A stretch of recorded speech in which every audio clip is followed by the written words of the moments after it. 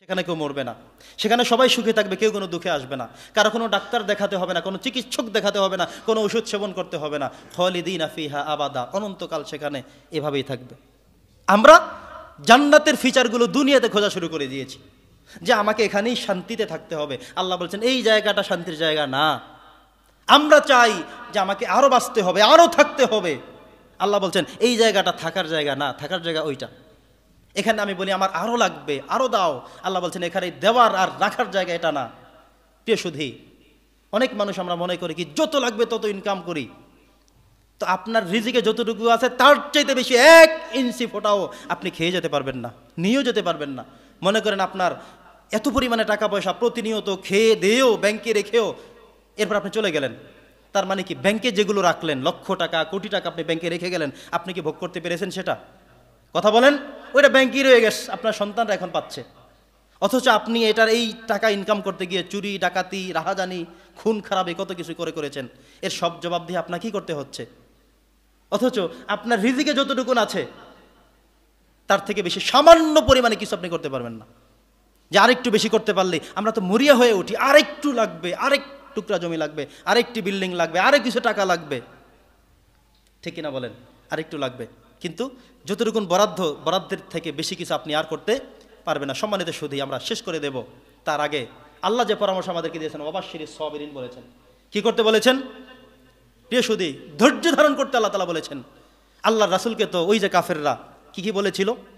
কবি বলেছিল, গণক বলেছিল, জাদুকর বলেছিল, আটকুরা বলেছিল। নাউজুবিল্লাহ বলবেন না? আল্লাহ রাসূলকে সমস্ত নামে অবহিত করা হয়েছে। তিনি ধৈর্য ধারণ করেছেন, চূড়ান্ত রূপে ধৈর্য ধরেছেন। আজকে আমাদের আলেমদেরকেও তো ট্যাগ করে,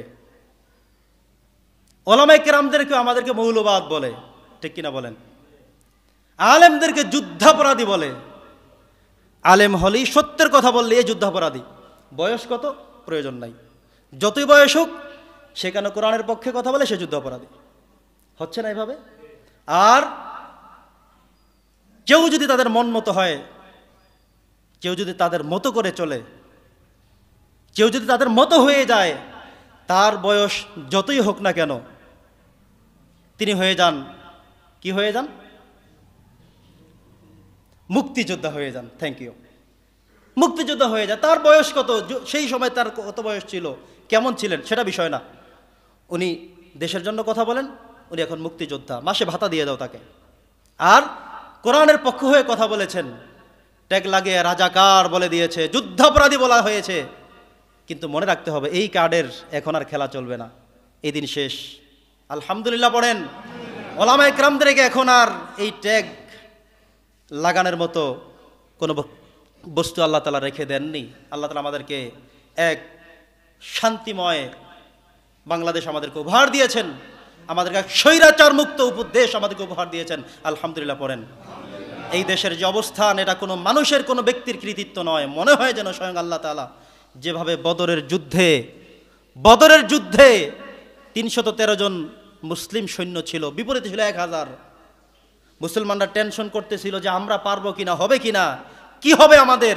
কিন্তু আল্লাহ বলছেন যে ইউমদিদকুম রাব্বুকুম বিখামসাতি আলাফিম মিনাল মালাইকাতি মুসাওয়িমিন, প্রয়োজনে ৫০০০ সৈন্য দিয়ে হলেও ১০০০-এর বিরুদ্ধে আমি মোকাবেলা করে দেখিয়ে দেব।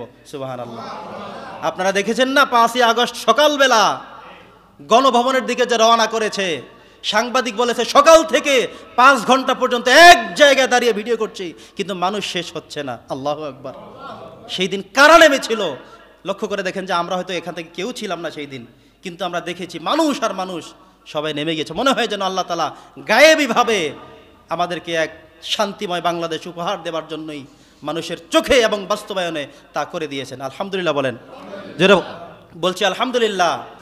প্রিয় সুধী, যে নামেই আমাদেরকে অবহিত করা হোক না কেন আমরা ধৈর্য ধারণ করবো। আল্লাহ বলছেন ধৈর্য ধারণ করো। কি করতে বলেছেন? দীর্ঘ ১৫ বছর আমরা ধৈর্য ধারণ করেছি না? দীর্ঘ ১৭ বছর পর্যন্ত ধৈর্য ধারণ করেছেন কিনা বলেন? এই ধৈর্যের যে ফল সেটা আল্লাহ দিয়ে দিয়েছেন। ধৈর্য ধরতে হবে। আপনাকে ট্যাগ দিতে পারে, খারাপ মন্তব্য করতে পারে, গালি দিতে পারে, কথা বলতে পারে, ধৈর্য ধরেন।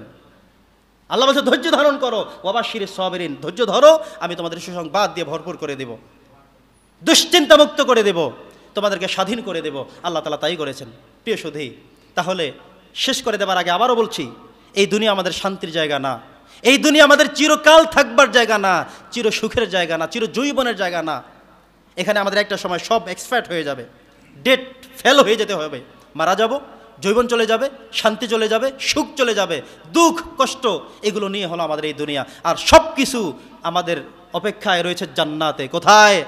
জান্নাতে। সেখানে আমরা থাকবো খালিদিনা ফিহা আবাদা, অনন্তকাল সেখানে থাকবো। আল্লাহ তাআলা আমাদের সকলকে দুনিয়ার জীবনকে উপেক্ষা করে পরকালীন জীবনকে প্রাধান্য দিয়ে চলবার তৌফিক দান করেন, আমিন। ওয়া মা আলাইনা ইল্লাল বালাগ। আসসালামু আলাইকুম ওয়া রাহমাতুল্লাহি ওয়া বারাকাতুহু।